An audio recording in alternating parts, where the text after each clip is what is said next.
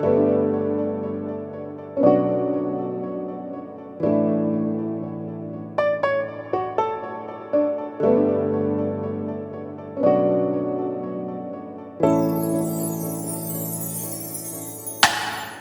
soir, je voudrais que quelqu'un remercie la présence du Saint-Esprit de Dieu. Tu peux dire merci à l'Esprit du Père, à l'Esprit du Fils pour sa présence au milieu de nous. Merci pour la joie que tu mets dans mon cœur, Saint-Esprit. Merci pour la paix, Seigneur Esprit Saint. Je veux te dire merci. Oui, béni sois-tu pour ta présence qui me fait du bien. Merci pour ta présence qui m'inonde au Saint-Esprit. Te disons merci pour ta fidélité. Alléluia. Béni sois-tu, Seigneur. Et nous pouvons nous asseoir dans la présence du Seigneur. Alléluia. Je voudrais vous saluer ce soir dans le précieux nom de notre Seigneur Jésus-Christ. Et saisir cette opportunité pour saluer tous les frères et sœurs qui nous suivent en ligne. Nous sommes aujourd'hui le mardi précédant l'entrée en carême. Demain, l'Église va nous inviter à amorcer une étape importante qui est le mercredi des cendres et qui nous fait entrer dans le temps de carême 2023. Je ne sais pas comment vous vivez ou appréhendez ce moment, mais j'avoue que l'entrée en carême de cette année 2023 m'inonde d'une joie exceptionnelle. Entrer dans ce temps de carême et vivre une histoire particulière avec Dieu, m'engager dans un chemin de sanctification, m'engager à faire des exercices pour connaître davantage Dieu, aimer davantage Dieu. Tout cela m'excite de l'intérieur et me donne envie d'entrer dans ce carême 2023. J'espère en tout cas que c'est le cas pour vous aussi. Un temps et un espace où Dieu va nous inviter à le rejoindre d'une façon plus spéciale et à nous approcher davantage de lui. Ce soir donc, je voudrais avec vous aborder ce que j'ai intitulé l'entrée en carême. L'entrée en carême parce que nous sommes la veille de ce moment important et le thème spécifique que je veux effleurer ce soir pour nous aider à préparer et à entrer véritablement dans ce temps, c'est la chair doit mourir. Alors, pour démarrer donc l'enseignement de ce soir, je me suis servi comme test d'appui. Je voudrais saluer également tous nos frères et sœurs qui nous suivent en ligne. Je me suis servi comme test d'appui du test de la transfiguration. Luc chapitre 9, les versets 28 à 36. Luc chapitre 9, versets 28 à 36, qui nous parle de la transfiguration. Ce soir, on va beaucoup aller dans les textes bibliques, dont je voudrais nous exhorter à être attentifs. Et justement, cela nous prépare bien à l'entrée dans le temps de carême, parce que le temps de carême, c'est un temps où il faut écouter Dieu. Luc 9, 28 à 36.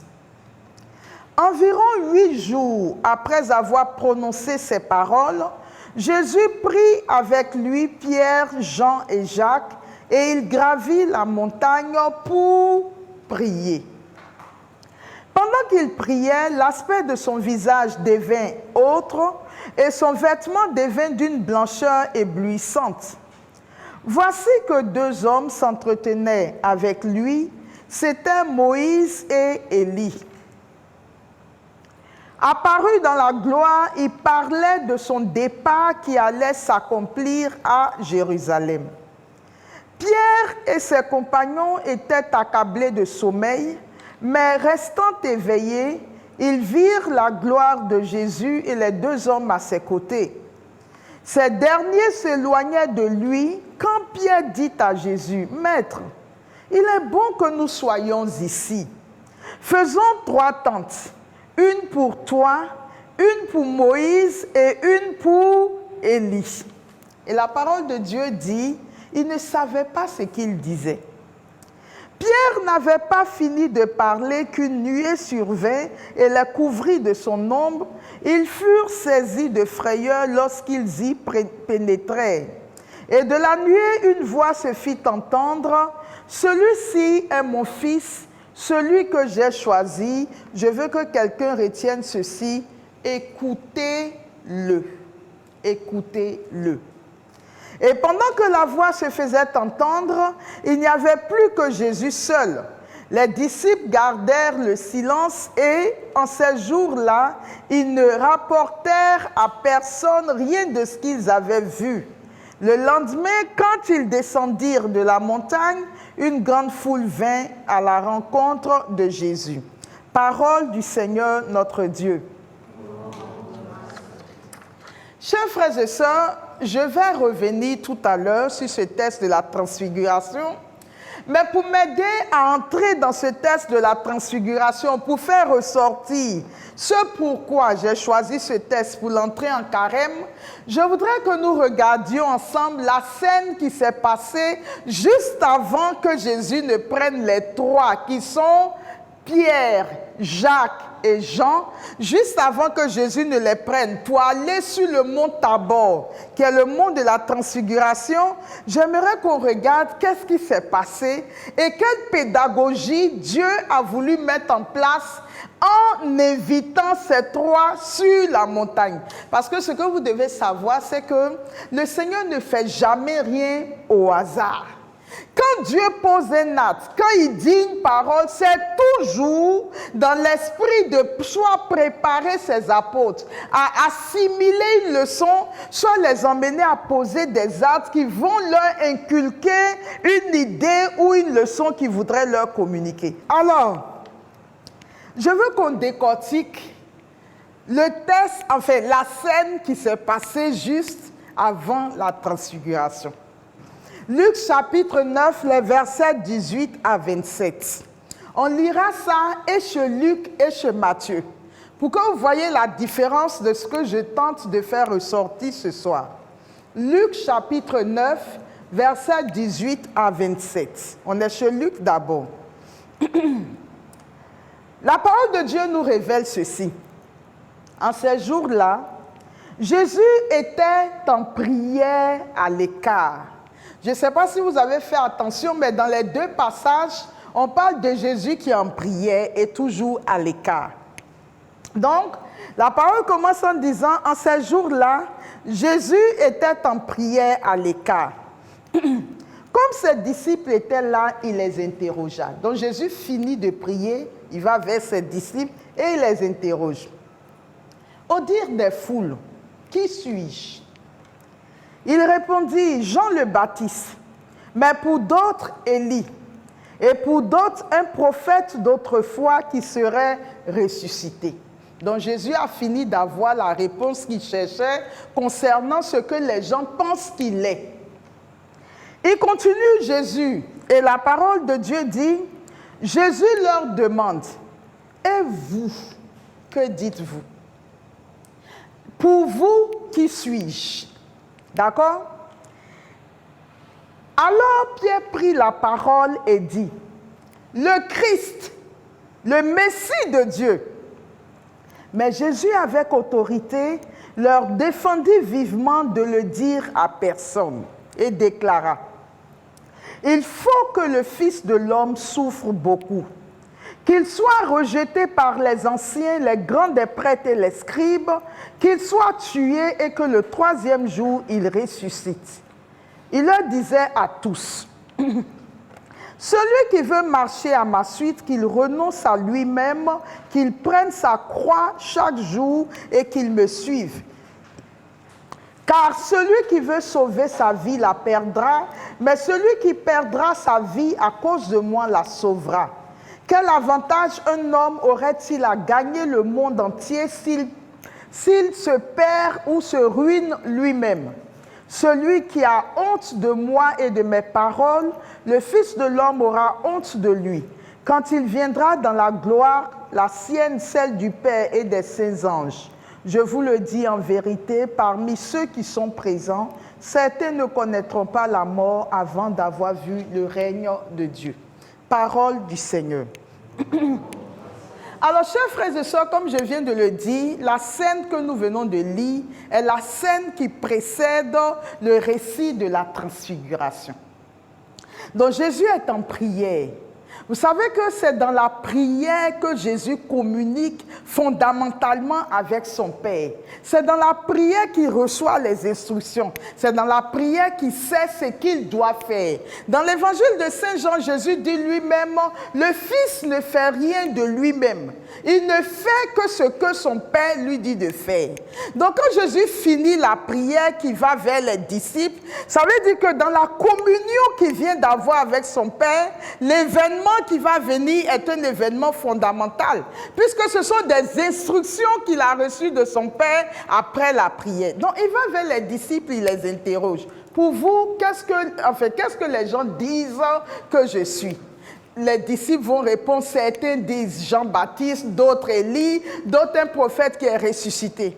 Mais le Seigneur, dans sa marche avec nous, ne s'arrête jamais à ce que les autres disent. Ce qu'il tente de faire avec chacun d'entre nous, c'est que chacun doit pouvoir dire, lui et toi, pour toi, qui suis-je? Alors Pierre, qui est toujours le fougueux, va se lever, Pierre dit, tu es le Messie, le Fils de Dieu. Et alors, qu'est-ce que Jésus va faire? Jésus leur dit de ne révéler à personne ce qui vient de se passer. Le premier point sur lequel je voudrais mettre l'accent ce soir, peut-être qu'en lisant les Écritures, ça n'apparaît pas de prime abord. Mais quand les disciples découvrent que Jésus est le Messie, à votre avis, qu'est-ce que ça va susciter en eux? Israël est dans une période de captivité. Les Romains ont pris la société. Ils ont mis en face du temple de Jérusalem la tour d'Athénia. De là, ils contrôlent toute la vie des Juifs. Ils ont déposé des gouverneurs à la tête des contrées. De telle sorte que même le grand prêtre, qui était la figure la plus importante dans le peuple d'Israël, ne peut plus rien faire sans se référer aux autorités romaines. Et ça, les Juifs le vivent difficilement. Ils ne comprennent pas que eux qui sont le peuple de Dieu, appelés à diriger les nations, aujourd'hui ils soient sous la captivité romaine et qu'ils soient amenés à rendre compte aux autorités de Rome. Donc, ils attendent le Messie. Le Messie tel que décrit par les prophètes. Et les prophètes ont dit, le Messie, quand il viendra, il va renverser toutes ces nations étrangères qui dominent sur Israël, et Israël va retrouver sa position de nation leader. Donc, quand Pierre dit à Jésus, tu es le Messie, le Fils du Dieu vivant, connaissant Jésus, si c'était faux, il aurait dit, Pierre, tu n'as pas trouvé. Mais Pierre parle et Jésus, comme pour confirmer, dit, ne dites rien à personne, gardez cela secret. Dans le cœur des Juifs, qu'est-ce que cette déclaration produit? Je vous ai dit, le thème de l'enseignement, c'est la chair doit mourir. Alors, les apôtres viennent de découvrir que celui qui suit est le Messie tant attendu par le peuple d'Israël. Ce que ça crée chez eux, c'est qu'ils réalisent qu'ils sont les apôtres de l'homme le plus important de toute la nation juive. Donc eux qui n'étaient rien, qui sont des illettrés, à leur époque, il y a les pharisiens qui sont les maîtres de la parole. Il y a les scribes qui traduisent la parole et qui expliquent. Il y a les sadducéens qui sont les prêtres à l'époque de Jésus, qui s'habillent sur les places publiques avec les pharisiens, qui mettent les grands phylactères, qui passent sur les places. Jésus les a d'ailleurs critiqués durant son passage sur la terre. En plus, vous avez les membres du Sanhédrin, dont faisait partie Nicodème. Ce sont les grands de la société juive. Et de réaliser qu'eux que de pauvres pécheurs, sans instruction, dans la barque avec les fils de Zébédée, Jacques et Jean, étaient des pécheurs dans la barque avec leur père quand Jésus les appelle. Mais Pierre était un homme sans instruction. Et voici que eux qui ne sont rien, qui ne sont même pas considérés dans la société, viennent de découvrir que celui qui les a appelés et qui suivent est en réalité le Messie tant attendu de toute la nation juive. Parmi eux, il n'y a pas de pharisiens, il n'y a pas de scribes, il n'y a pas de zélotes, il n'y a pas de sadducéens. Ce sont des hommes sans instruction. Qu'est-ce que ça crée dans leur cœur? D'avoir le sentiment que tout d'un coup, ils sont importants. Qu'ils ont été propulsés du bas de l'échelle au sommet de l'échelle. Qu'aujourd'hui, eux que personne ne considérait, maintenant les gens vont courir derrière eux parce qu'ils sont en train de suivre le Messie. Chers frères et sœurs, d'une simple déclaration de « Tu es le Messie », le Fils du Dieu vivant. Vous savez que Jésus, la parole de Dieu nous dit dans l'évangile de Saint Jean au chapitre 4, Dieu est esprit. D'accord? Donc, dans notre relation avec le Seigneur Jésus, ce à quoi il est attentif tous les jours, c'est à quel moment est-ce que nous sommes dans l'esprit et à quel moment est-ce que nous tombons dans la chair. Donc, quand il leur a dit qu'il est le Messie, ce qu'il a observé tout de suite, c'est le mouvement de la chair dans chacune de leurs âmes. En ce moment-là, la chair s'est réveillée en chacun. Pour dire, ah, mais tu vois, tu es devenu quelqu'un. Tu n'étais rien. Et à quelle instruction tu as? Aujourd'hui, tu es l'apôtre du Messie tant attendu d'Israël. Donc, une déclaration d'ordre spirituel a créé chez les apôtres une manifestation de la chair. Parce que la chair, c'est quoi? La chair, c'est notre moi. La chair, c'est notre positionnement. La chair, ce sont nos avantages. La chair, c'est la jouissance que nous pouvons avoir. Donc, de savoir qu'on est les apôtres du Messie, ça a déclenché chez eux le mouvement de la chair. Alors que c'est une déclaration spirituelle qui vient d'être faite. Est-ce que vous me suivez dans le raisonnement que je suis en train de communiquer ce soir? Jésus, ils découvrent que Jésus est le Messie, et puis il y a un mouvement en eux. Ah bon, donc je suis important. Donc bientôt on parlera aussi de moi. On dira que je suis à côté de ce grand homme. Donc ça crée en eux un mouvement de la chair. Alors c'est la raison pour laquelle, quand Jésus observe tout de suite ce qui se passe à l'intérieur d'eux, sans même qu'il n'ouvre la bouche, il continue son enseignement. Il dit attention. Il n'a pas dit attention, mais la suite nous dit attention. La suite, c'est quoi? Prenant la parole, et il déclara, verset 22, il faut que le Fils de l'homme souffre, qu'il soit rejeté par les anciens, les grands des prêtres et les scribes, qu'il soit tué et que le troisième jour il ressuscite. Donc Jésus va commencer par recadrer dans leur esprit ce qu'ils entendent par « il est le Messie ». Ils attendent un roi glorieux dont ils seraient les serviteurs. Et les gens viendront vers eux, pardon, aide-moi à voir Jésus, tout ça. Il dit attention, le Messie auquel vous pensez, ce n'est pas le Messie que la Bible a annoncé. Moi, je ne suis pas venu pour régner et pour dominer. Je suis venu pour souffrir, pour donner ma vie, pour être tué et pour ressusciter. Donc les apôtres sont déboussolés. Mais comment le Messie, on nous a dit qu'il ferait ça et puis lui, il vient nous présenter un autre Messie. Mais Jésus ne s'arrête pas là. Et c'est là qui est important dans l'enseignement, c'est ce qui est important dans l'enseignement de ce soir. Il ne s'arrête pas là, il dit, mais le problème c'est que ce n'est pas que moi. Vous-même qui êtes mes disciples, si vous voulez marcher à ma suite, vous devez prendre votre croix. Si vous voulez marcher à ma suite, celui qui veut marcher à ma suite, qu'il renonce à lui-même, qu'il prenne sa croix chaque jour et qu'il me suive. Car celui qui veut sauver sa vie la perdra, mais celui qui perdra sa vie à cause de moi la sauvera. Quel avantage un homme aura-t-il à gagner le monde entier s'il se perd et se ruine lui-même? Alors, qu'est-ce que Jésus tente de nous dire ce soir avant que nous n'entrions en carême? Demain, tout le monde va aller prendre les cendres, mais si on n'est pas suffisamment bien préparé, on risque de rater l'entrée en carême. Ce que Jésus tente de nous dire, c'est que à tout moment, que vous soyez dans les choses spirituelles ou dans les choses charnelles, dans les choses naturelles et ordinaires de la vie, la chair peut se réveiller à tout moment parce que la chair, c'est vous-même. C'est votre moi. Dans les choses spirituelles comme dans les choses ordinaires de la vie, tout de suite, la chair peut se réveiller. Mais il dit, en réalité, mon disciple, c'est celui qui prend conscience que tous les jours de sa vie, à chaque instant de sa vie, il est appelé à combattre les élans de la chair.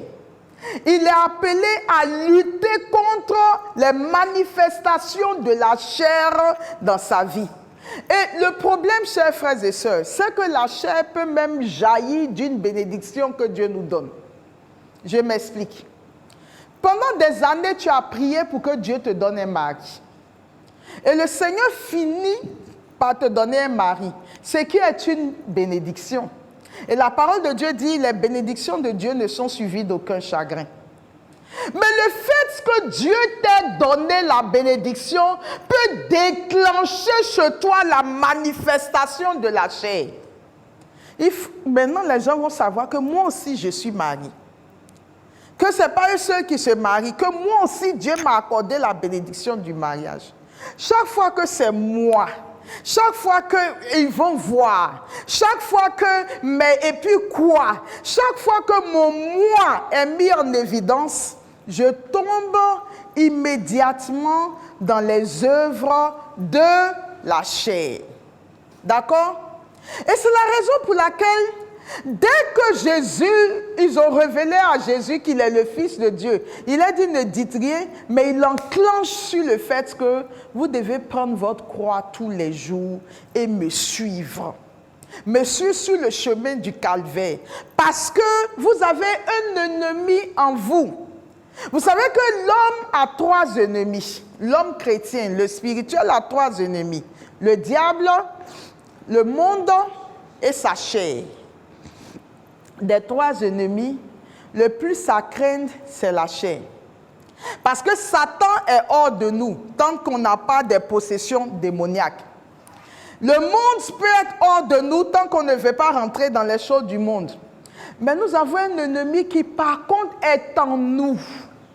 Et l'ennemi qui est en nous, malheureusement, c'est notre moi. Chaque fois que nous voulons prouver, montrer aux autres que, nous affirmer, nous voulons rentrer dans une position dominante. Tu sais qui je suis PDG, je suis une femme mariée, j'ai l'argent, j'avance, j'ai telle chose. C'est le moi et rien que le moi qui est en mouvement. D'accord? C'est la chair qui est en mouvement. Et le Seigneur Jésus va nous demander justement dans ce test que nous sommes en train de regarder, il va nous demander d'être vigilants. Parce que la chair côtoie notre esprit de près. Et pour rien, on peut facilement basculer de l'esprit à la chair. Vous pouvez être dans un groupe, une communauté chrétienne qui grandit. Et que Dieu utilise. Mais de cette bénédiction, vous pouvez en faire une œuvre de la chair. Passez devant les gens pour montrer que vous êtes dans cette communauté qui est en train de fleurir, en train de grandir. Vous voulez que les gens sachent que vous faites partie de cette communauté. C'est une œuvre de la chair. Dès l'instant où je détourne le regard des autres de Dieu pour les ramener à moi, Chaque fois que je dis, mais est-ce que tu sais que moi je suis telle personne, je suis l'enfant de telle personne, je suis la fille, l'épouse ou l'époux de telle personne, c'est décentrer les autres de l'essentiel pour les ramener à nous. Et chaque fois que nous sommes dans cette attitude, nous tombons dans les œuvres de la chair. D'accord? Et j'aime une attitude chez nos pères spirituels, les saints. Quand vous parlez avec une personne qui est sainte, elle ne vous révélera jamais ses qualités, ni ce qu'elle a de bien. Les saints se taisent toujours sur ce qu'ils sont. Mais ils font la promotion des autres. Oui, tu es bien, je trouve que tu as telle qualité. Vous parlez avec un saint, il ne vous dira jamais, je prie tel nombre de temps. Il ne vous dira jamais, tu sais qu'on vient de me nommer ici. Il ne fera jamais allusion à lui pour ne pas décentrer les autres de Dieu. Mais le passage que je viens de lire, on voit sa plus grande implication dans l'évangile de Matthieu. Parce que ça, c'est la version de Luc. D'accord? Et ce que les apôtres ont vécu, nous les hommes là, de notre temps, on peut le comprendre parce que nous aussi, on vit la même chose. Dans l'évangile de Luc, quand Pierre a dit « Tu es le Christ, le Fils du Dieu vivant », de Matthieu. Matthieu chapitre 16. Je vous donne la référence à la maison, vous aurez le temps de pouvoir faire la comparaison. Matthieu 16, versets 13 à 28. Matthieu 16, 13 à 28. Alors, dans l'évangile de Matthieu, quand Pierre a dit « Tu es le Christ, le Fils du Dieu vivant », d'abord, vous savez que les apôtres, pendant longtemps, cherchaient qui était le plus grand parmi eux. Donc, Jésus pose une question, et puis c'est Pierre qui trouve la réponse. Dans le cœur des autres, certains ont dû se dire, celui-là, toujours en train de se faire remarquer. Parce qu'il y a une rivalité entre eux. Et chacun voudrait que ce soit lui que Jésus choisit. Donc quand Pierre trouve la réponse, c'est vrai que tout à l'heure j'ai dit que les apôtres étaient heureux parce qu'ils allaient accompagner le Messie. Mais quand même chacun aurait voulu que ce soit lui qui ait trouvé la réponse. Toujours le moi. D'accord? Donc les œuvres de la chair. Mais plus grave dans l'évangile de Matthieu, quand Pierre trouve la réponse, Jésus s'adresse à Pierre et lui dit « Heureux es-tu, Simon, fils de Jonas. Ce n'est pas la chair et le sang qui t'ont révélé cela, mais mon Père qui est dans les cieux. » Il aurait pu s'arrêter là. Ça allait consoler un peu les autres apôtres. Mais il ne va pas s'arrêter là. Il continue. « Et moi, je te le déclare, tu es Pierre. Et sur cette pierre, je bâtirai mon église. » Donc les autres sont énervés. Donc c'est lui qu'on a choisi alors. Et la puissance de la mort ne l'emportera pas sur elle. Je te donnerai les clés du royaume des cieux. Il ne dit même pas à tous les apôtres, il dit Pierre, c'est à toi que je vais donner les clés du royaume des cieux. Il ne s'arrête toujours pas encore là. Il dit, tout ce que tu auras lié sur la terre sera lié dans les cieux. Et tout ce que tu auras délié sur la terre sera délié dans les cieux. Donc, il a placé Pierre sur un piédestal par rapport aux autres apôtres. Dans le cœur des autres apôtres, quels sont les sentiments qui vont naître? La jalousie, l'envie, la colère. Et ce que je suis en train de vous citer, Galates chapitre 5 dit, ce sont les œuvres de la chair. Maintenant, Pierre lui-même, qu'on a mis sur un piédestal, on n'a pas dit vous tous les apôtres, on dit toi Pierre, c'est sur toi que reposera l'église. Ce que toi Pierre, tu auras délié, sera délié dans les cieux. Donc Pierre sera dans quelle attitude? Selon vous? D'orgueil, de suffisance. On a discuté nous tous ici, mais c'est moi que le maître a choisi. Oh, l'orgueil, la suffisance fait aussi partie des œuvres de la chair. Donc vous voyez bien que d'une bénédiction spirituelle est née dans les cœurs des apôtres des œuvres de la chair. D'accord? Et c'est notre Seigneur Jésus lui-même qui bénit. Si c'était Marie-Laure Boni ou un prophète, on allait dire peut-être elle n'a pas bien vu, elle n'a pas bien... Mais c'est Jésus qui bénit. C'est Jésus qui choisit Pierre. C'est Jésus qui l'établit dans cette position. Mais la chair de l'homme est telle que, même quand nous sommes au cœur des œuvres spirituelles, la chair vient se présenter pour dire « Ah, mais vraiment... Ah, mon Pierre, un petit pécheur, j'ai été choisi, non seulement parmi les apôtres, mais ceux-là, la dernière fois on discutait, Barthélemy m'a mal parlé, mais voilà que Jésus lui-même vient de dire que c'est moi le chef des apôtres et que c'est sur moi. Les œuvres de la chair sont tellement puissantes dans la vie des humains que quand Jésus finit de parler comme ça à Pierre, et on va voir justement la manifestation de cette œuvre de la chair. Quand Jésus finit de parler à Pierre, il commence à expliquer aux apôtres qu'il va souffrir, il va mourir. Verset 21, à partir de ce moment, Jésus commença à montrer à ses disciples qu'il lui fallait partir pour Jérusalem, souffrir beaucoup de la part des anciens, des grands prêtres et des scribes, être tué et le troisième jour ressuscité. Mais qu'est-ce qui s'est passé chez Pierre? Ce qui s'est passé chez Pierre, c'est que la bénédiction et la nomination qu'il a reçue de notre Seigneur Jésus-Christ ont ressuscité en lui l'homme charnel. Et l'homme charnel est tellement venu à la surface que quand Jésus parle des choses spirituelles, il prend Jésus par la main. Pierre, le prenant à part, se mit à lui faire de vifs reproches. Ça veut dire que toi, ta nomination qui vient d'avoir lieu là, maintenant te donne le pouvoir de dire à Dieu ce qu'il doit faire, ce qu'il ne doit pas faire, comment il doit parler, ne pas parler. Dieu t'en garde, Seigneur, cela ne t'arrivera pas. Mais lui, on parle de Jésus, se retournant, dit à Pierre, passe derrière moi, Satan. Vous voyez? Pourquoi est-ce que Jésus parle de Satan alors que c'est Pierre qui vient de parler? Parce que tout à l'heure, il y a quelques minutes, l'Esprit de Dieu s'était emparé de l'esprit de Pierre pour faire une révélation. 5 minutes plus tard, l'Esprit de Dieu s'est retiré, la chair est ressuscitée et comme la chair est complice de Satan et du diable, puisque je vous ai dit que l'homme a 3 ennemis, mais les 3 ennemis sont contrôlés par le diable. Le monde appartient à Satan et la chair est l'œuvre du diable. Donc Jésus va dire, arrière de moi, Satan, tu es pour moi une occasion de chute. Tes pensées ne sont pas celles de Dieu, mais celles des hommes.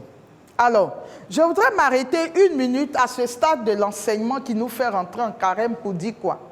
Aucun être humain sur la terre n'est exempt des manifestations de la chair. Ne pensez pas que nous soyons arrivés à un stade spirituel où nous sommes tellement spirituels que la chair n'a pas d'emprise sur nos vies. Autant l'Esprit de Dieu peut s'emparer de nous à un instant T pour faire des choses, se manifester, pour nous utiliser, immédiatement après, la chair peut ressusciter pour pouvoir s'imposer et continuer à faire croire que c'est Dieu qui agit. Un exemple palpable. Si on se trouve devant quelqu'un qui est très malade ici et qui est à la porte de la mort, si un homme de Dieu, une femme de Dieu, un prêtre ou n'importe qui vient dans la foi pour prier pour la guérison de ce malade, au moment où il prie, vous allez voir qu'il va vraiment se mettre sous l'onction du Saint-Esprit, se faire petit en disant, Seigneur Esprit, c'est toi seul qui peux guérir cette personne, je t'en supplie. Et son niveau d'abnégation, de supplication peut toucher le cœur de Dieu et Dieu va faire le miracle. Mais une fois que le miracle a eu lieu, qu'est-ce qui va se passer dans la vie de celui que Dieu vient d'utiliser? La foule qui est là va crier, Alléluia, Jésus, tu es vivant, tu es puissant. Mais la foule dira, non, l'homme de Dieu, il prie, il a l'onction, il est puissant. Mais qu'est-ce qui se passe dans le cœur de l'homme de Dieu? Ah non, Dieu m'utilise d'une façon extraordinaire. Mais c'est quand même moi, c'est moi qui ai prié et cela a eu lieu. Est-ce que vous voyez? Le combat permanent. Seigneur, mes affaires sont bloquées. Seigneur, viens à mon secours, j'ai besoin de toi. Seigneur, viens, viens, viens. Dieu a pitié, il débloque. Maintenant, quand Dieu débloque, tu peux sortir une de ces maisons, une de ces voitures, pour qu'on dise qu'après tout, c'est toi quand même. Parce que vraiment, on voit bien que la bénédiction s'attache à toi. C'est-à-dire, à tout moment, le virement peut se faire. Vous me comprenez? À tout moment, on peut passer de l'esprit à la chair. Voilà pourquoi dans l'Épître aux Galates, il y a un passage qui dit « Galates, incrédules et ensorcelés, qui vous a appris à commencer par l'esprit et à finir dans la chair. » Et le Seigneur Jésus justement dira « Dans votre marche de tous les jours, vous côtoyez la chair au quotidien. Veillez sur vous. Veillez sur l'état de vos âmes. Veillez sur votre marche à ma suite. » Chaque fois que, et d'ailleurs dans ce cheminement au cœur du désert que nous entamons dès demain, nous allons regarder les soubresauts de la chair. Et la chair est tellement subtile que parfois elle se fait passer pour ce qu'elle n'est pas. Elle vous dira, je ne suis pas la chair, mais elle est la chair. D'accord? Et là où on peut le plus voir ces manifestations, c'est justement dans les bénédictions de Dieu. Comment facilement, de quelque chose que nous recevons gratuitement, elle va venir s'interposer pour dire, ah, mais tu vois, tu es devenu quelqu'un, tu n'étais rien, mais regarde comment Dieu t'a béni. Mais tu peux faire ça et tu ne le sais pas, mais tu passes d'un stade spirituel à un stade charnel. Or, la Bible dit, tous ceux qui marchent selon la chair n'hériteront pas du royaume des cieux. Et c'est la raison pour laquelle Jésus dit, prenez vos croix tous les jours que Dieu fait. Prenez vos croix et marchez à ma suite. Ne cherchez pas à sauver vos vies. Il dit, mais que vous servira-t-il de chercher à gagner vos vies si vous devez perdre votre âme? Il dit, travaillez au salut de votre âme. C'est-à-dire, chaque jour, à chaque instant, la question fondamentale que tout chrétien doit se poser, c'est est-ce que je suis en train de marcher selon l'Esprit de Dieu ou selon la chair? D'accord? Selon la chair. Et je vais dans des choses, je prends des exemples pour nous aider à voir comment est-ce que la chair, ou jusqu'où la chair peut aller.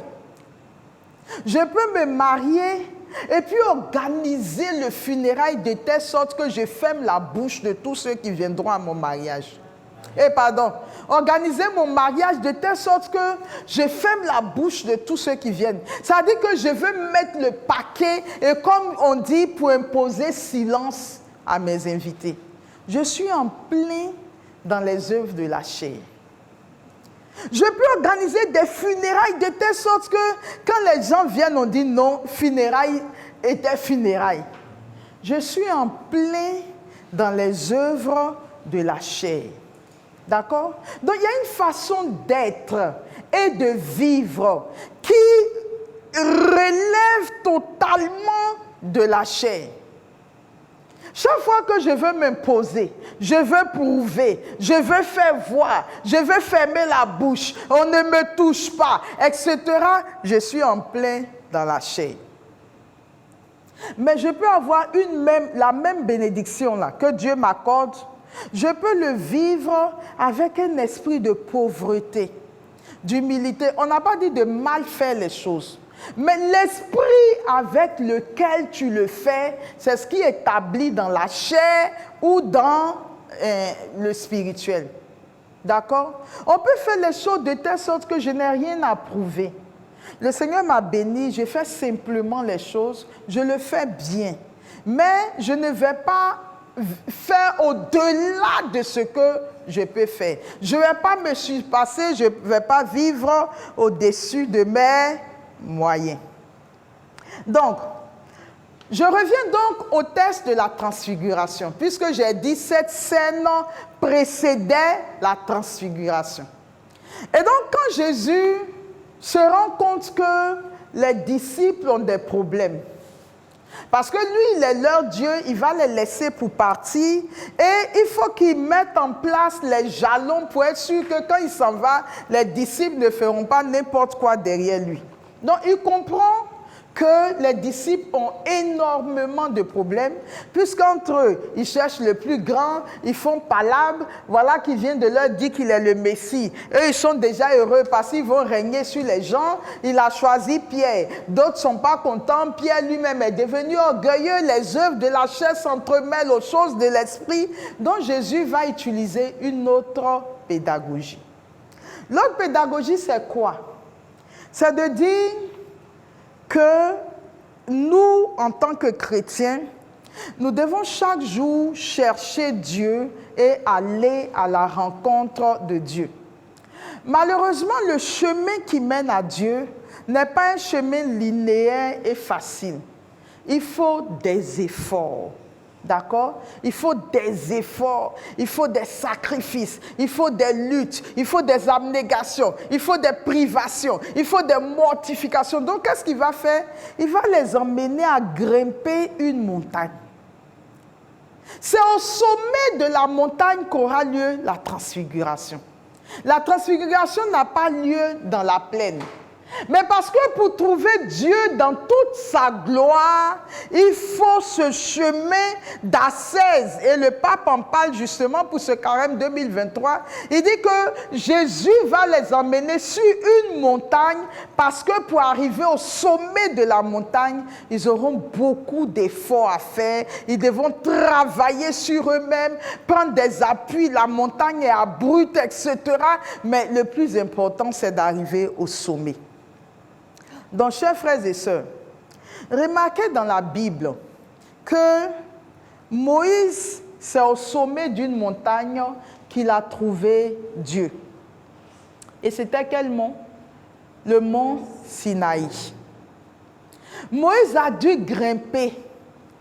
Grimper pendant combien de jours? Demeurer sur la montagne pendant 40 jours et 40 nuits. Et c'est au sommet du mont Sinaï que Moïse va découvrir et rencontrer Dieu. Le prophète Élie a dû lui aussi grimper sur la montagne. Lui, il est allé au mont Horeb. D'accord? Il va lui aussi au sommet de la montagne, c'est là-bas qu'il trouve Dieu. Et Jésus va prendre aussi les apôtres pour les envoyer au sommet de la montagne pour trouver Dieu. Mais Moïse, c'est toute la loi. Élie, les prophètes. Et justement, c'est Moïse et Élie que Jésus va rencontrer sur le mont Tabor, au mont de la transfiguration. Donc le message que Dieu veut nous faire passer, c'est que nous, en tant que chrétiens, en tant qu'enfants de Dieu, nous ne pouvons pas avoir une vie tranquille chez nous, où la chair règne, et puis espérer rencontrer Dieu. Toute la mystique de l'Église dit que rencontrer Dieu se fait, même s'il y a une grâce que Dieu donne, rencontrer Dieu dans un premier temps se fait au bout de beaucoup d'efforts, de mortification, d'ascèse. On travaille sur soi pour arriver à rencontrer Dieu au sommet de la montagne. Quelqu'un m'a saisi ce soir? Et nos frères et sœurs qui sont en ligne, si vous comprenez, vous pouvez mettre des amen. Dieu ne se trouve pas dans la plaine ni dans la vallée. Le Seigneur se trouve au sommet de la montagne. Et c'est après tous ces efforts que nous allons le rencontrer, après le travail sur soi. On doit pourchasser la chair et ses œuvres dans chacune de nos vies. C'est après tous ces efforts qu'on rencontre Dieu au sommet de la montagne. Je voudrais étayer ce que je viens de dire par l'histoire du peuple d'Israël à sa sortie d'Égypte. Pour nos frères et sœurs qui sont en ligne, vous allez recevoir la carte après sur vos plateformes. Mais pour ceux qui sont en présentiel, je voudrais vous faire remarquer ceci. Voici une carte que je tiens dans la main. Est-ce que tout le monde voit? Alors, sur cette carte, la question que je me suis posée en vous montrant cette carte, c'est pourquoi est-ce que Dieu fait passer le peuple d'Israël par le désert? Pourquoi est-ce que le peuple était obligé de passer par le désert? C'est une question importante. Pourquoi? Nous sommes ici en Égypte. D'accord? C'est là qu'Israël était en captivité. Vous voyez bien qu'à partir d'ici, il y a une voie en bleu qui vient en Canaan. D'accord? Ça, c'est une route qui est très fréquentée, c'est une route internationale. D'accord? Au bord de la mer. Donc c'est là que tous les empires qui voudraient annexer l'Égypte à la Mésopotamie, tout le monde est passé par là. Donc c'est une route qui est droite. Il suffit qu'en Égypte, le peuple emprunte cette route et puis au bout de quelques moments, ils sont à Canaan. Mais le Seigneur ne demande pas au peuple de prendre cette route. Regardez où le peuple est. Regardez le détour que Dieu fait faire au peuple d'Israël. Ils vont laisser la voie, la route normale. Ils vont s'enfoncer dans le désert. Ils viennent au désert de Chine. Ils vont aller jusqu'au bout de ce désert. Voilà le mont Sinaï qui est ici. C'est ici que Moïse va recevoir les tables de la loi. Ils vont encore remonter, passer par d'autres déserts, etc. Revenir. Ils devaient passer ici, il dit non, repartez, faites le tour ici. Et c'est maintenant qu'ils vont revenir vers là, qui est Canaan. Mais pourquoi Dieu qui est Dieu, qui veut sauver son peuple, ne permet pas à son peuple qui est ici de prendre simplement cette voie et d'être à Canaan? Et que le peuple est obligé d'aller faire tout ce détour, passer dans tous les déserts pendant 40 ans avant d'arriver en Canaan. C'est la même pédagogie de Dieu. C'est la même pédagogie de Dieu. Le peuple est en captivité, en esclavage en Égypte. Le Seigneur lui dit, tu es mon peuple, je t'ai choisi, je t'ai mis à part. Je vais te prendre de l'Égypte et te conduire vers le pays où coule le lait et le miel. Si Dieu avait directement pris ce peuple et puis l'avait déposé en Canaan, quelle serait la suffisance du peuple juif? Nous sommes un peuple particulier, mis à part par le Seigneur. Le Seigneur nous a pris en Égypte. Il nous a envoyés directement en Canaan. Mais Dieu est esprit. Et rien de charnel n'entre dans le royaume des cieux. Donc le Seigneur avait besoin de faire un travail. Le travail qu'il avait besoin de faire, c'était de faire passer le peuple par le désert. En faisant passer le peuple par le désert, le peuple allait dans l'épreuve du désert, dans la solitude, dans la souffrance, etc. Le peuple allait se demander, mais au fond, qu'est-ce qui est essentiel pour nous dans la vie? Qu'est-ce qui est l'objectif de notre vie? Se poser les bonnes questions. Le peuple allait se dépouiller de toutes les mauvaises habitudes qu'il avait prises en Égypte. Où là-bas, il s'agissait de manger les marmites de viande grasse et les portions d'oignons. C'est-à-dire, on veut jouir de ce que Dieu met à notre disposition. Dieu avait besoin maintenant de faire ce travail intérieur avec le peuple. Il a dit dans le livre du prophète Osée, il dit, je t'ai appelé du milieu de tes idolâtries, de tes prostitutions. Je t'ai appelé au désert, je t'ai mis à l'écart pour parler à ton cœur. Parce que l'épreuve devient toujours un temps de remise en question véritable, où nous sommes appelés à faire nos choix. Demandez aux gens qui ont frôlé la mort. Ils reviennent différents. Parce que c'est là où tu te poses les vraies questions, où tu dois redéfinir les vraies priorités de ta vie. Donc le Seigneur va dépouiller le peuple d'Israël. Ils étaient en Égypte, ils ont ramassé les bijoux, les bœufs, les trucs comme ça, mais vous vous enfoncez dans le désert. Ce à quoi vous étiez au préalable attaché, le Seigneur va vous dépouiller. Parce que quand tu arrives à un stade où tu ne trouves même pas à manger, ou pour boire de l'eau, c'est un problème. C'est maintenant que tu vas t'occuper des chiens que tu avais pris en Égypte et qui t'accompagnaient dans le désert. Tu vas laisser mourir les chiens dans le désert parce qu'il s'agit de sauver ta vie. Mais à un moment donné viendra où même ta vie sera remise en cause. Et à ce moment, tu lâcheras prise. Seigneur, je veux que tu sois le maître de ma vie. Fais de moi ce que tu voudras. D'accord? Donc, tous les actes que Dieu pose sont des actes pédagogiques. Dieu permet que tout ça se passe pour que chacun travaille sur lui-même. Non suffisant, je suis ça, j'ai fait ça. Parfois, vous êtes face à des gens. Oui, j'ai été dans telle école à Strasbourg, et j'ai fait telle étude, j'ai des diplômes. Dites-vous que le désert n'est pas loin. Il faudra forcément passer par là. Mais on s'en fout des études que tu as eu à faire. On s'en fout des diplômes que tu as. Ce qui nous intéresse, nous, c'est comment vivre une relation avec Dieu. Donc, tu ne vas pas venir te mettre comme un obstacle entre nous et Dieu pour nous présenter tes diplômes. Qu'est-ce que tu veux qu'on en fasse? On cherche Dieu. Je suis allée prêcher dernièrement quelque part face à nos pères, des prêtres.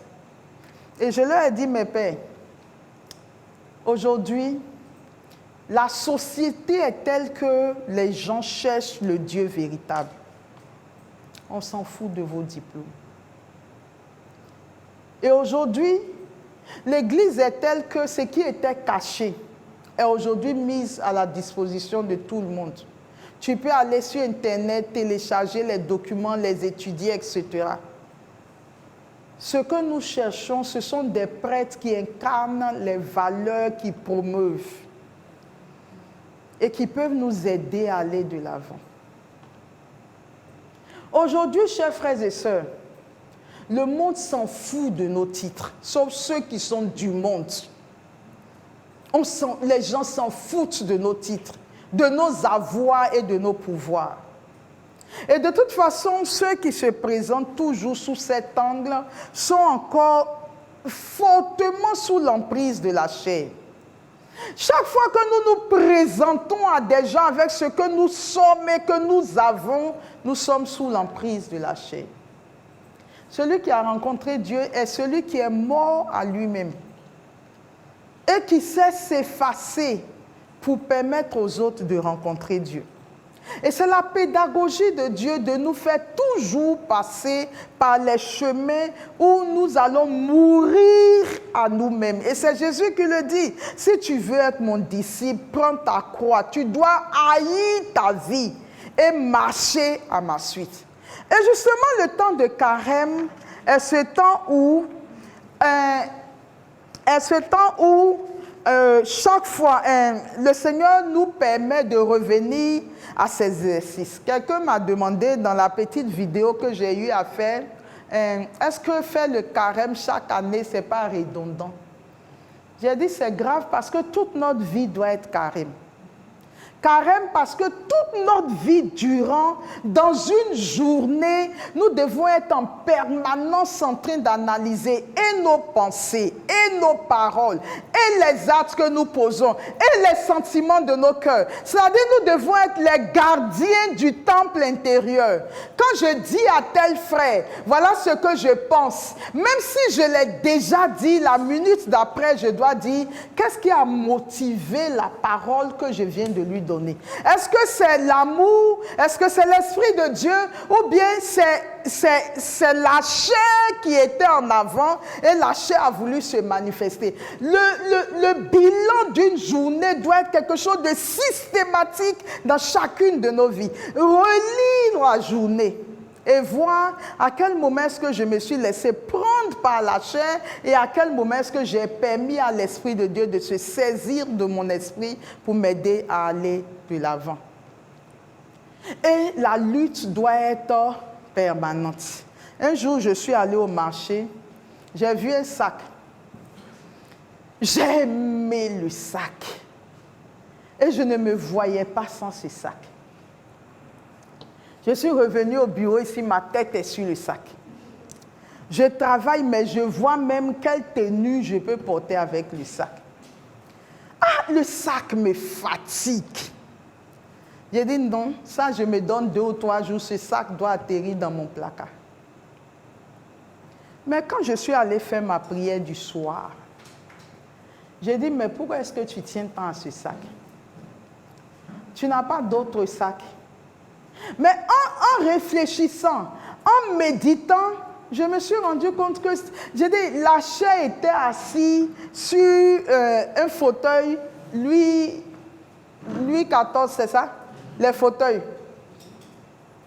J'ai vu un sac, mais la vue a déclenché le réveil de la chair et la chair est venue s'installer confortablement sur un fauteuil Louis XIV dans mon cœur que mais tu ne peux pas te passer de ce sac, il faut que tu aies ce sac. Mais est-ce que tu imagines quand tu vas descendre dans une assemblée que tu tiens ce sac en main? J'ai dit, mais attention, j'ai été créé libre. Donc, j'ai dit à ma chair, tu n'auras pas ce sac.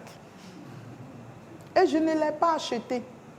Et Saint Jean de la Croix dit, ce sont les exercices de tous les jours que nous devons faire et de chaque instant. Quelle que soit la décision, la pensée, la parole, l'acte, le sentiment, il faut les passer dans le crible de est-ce que c'est Dieu qui m'inspire ça ou est-ce que c'est la chair qui me le demande. Et nous voyons bien que Jésus dans sa pédagogie, le Père dans sa pédagogie vont mettre en place des mécanismes pour nous aider à nous sanctifier, à nous mortifier, à nous purifier, etc., pour pouvoir aller de l'avant. Et c'est la raison pour laquelle donc il va faire passer le peuple d'Israël au désert. Au désert pour purifier les sentiments de son cœur. Dans le livre de Deutéronome, il dit, « Je te fais passer par le désert pour connaître les sentiments de ton cœur. » Il va les faire passer par le désert comme lieu de dépouillement, de mort à eux-mêmes. Et le temps de carême que l'Église nous propose est justement ce temps où, et je voudrais vraiment que ce carême 2023 soit un carême qui marque le début d'une nouvelle histoire d'alliance entre Dieu et nous. Nous souvenir à partir de ce carême 2023 que l'objectif que Dieu vise dans chacune de nos vies, c'est de faire mourir les œuvres de la chair. D'accord? Parce que Saint Paul le dit dans l'Épître aux Galates, la chair est en combat contre l'esprit, l'esprit est en combat contre Dieu. Il dit, laissez-vous guider par le Saint-Esprit et vous ne risquerez pas de satisfaire les œuvres de la chair. Car ceux qui commettent les œuvres de la chair n'hériteront pas du royaume des cieux. Donc, avant de passer rapidement au mercredi des cendres, je vais dire 2 mots sur le mercredi des cendres, comme exercice de cette semaine jusqu'au mardi prochain, parce que nous commençons à partir de demain le cheminement que nous avons intitulé « Au cœur du désert ». Et le thème général de ce cheminement, c'est « La chair doit mourir ». La chair doit mourir. Donc nous commençons un cheminement.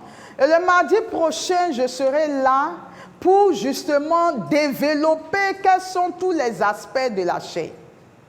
On dit la chair doit mourir, mais qu'est-ce qui doit mourir? Nous allons voir ce qu'est la chair, pourquoi est-ce qu'elle doit mourir, quelles sont les composantes de la chair. Mais entre-temps, d'ici le mardi prochain, parce que ce que nous mettons en place comme pédagogie, c'est que nous avons une semaine entre deux exercices pour travailler sur l'aspect qui a été abordé en début de semaine. Donc cette semaine, ensemble, je parle également à nos frères et sœurs qui sont en ligne. Nous allons lire l'épître de Saint Paul aux Galates, Galates chapitre 5, les versets 19 à 23.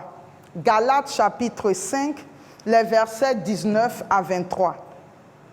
Où on parle des œuvres de la chair. Donc nous avons toute la semaine.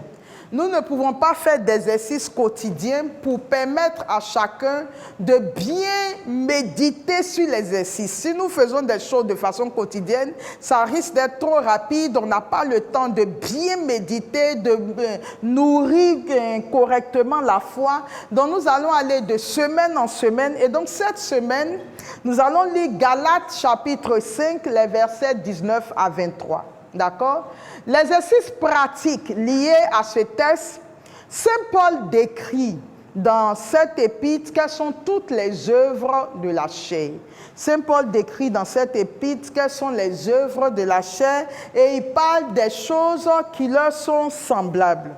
Alors, comme le temps de carême est un temps de prière, de jeûne, de lecture de la parole de Dieu, je vais vous demander, pendant les 7 jours qui suivent, de prendre chacun un cahier que vous allez intituler votre cahier d'alliance si vous ne l'avez pas. Prenez le temps de prier. J'insiste sur cet aspect parce que il y a des choses qui peuvent paraître évidentes, on sait qu'on est dedans. Mais j'ai eu à faire une expérience un jour. Parce qu'en examinant ma vie, j'ai eu le sentiment que je n'avais plus beaucoup de péchés. Et ça, c'est de la prétention et de l'orgueil. Et ça aussi, ça fait partie des œuvres de la chair.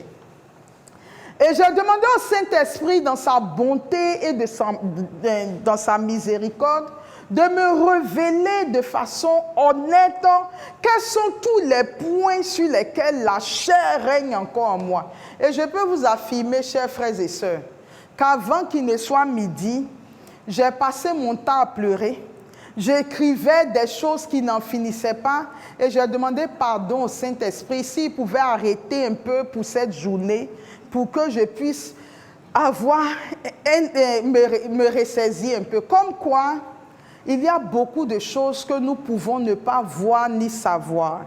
Comme ce jeune homme riche qui vient à Jésus, il dit toute la loi, je l'ai déjà accomplie, j'ai fait déjà tout. Et notre Seigneur Jésus qui lui dit, il te reste encore telle chose à faire.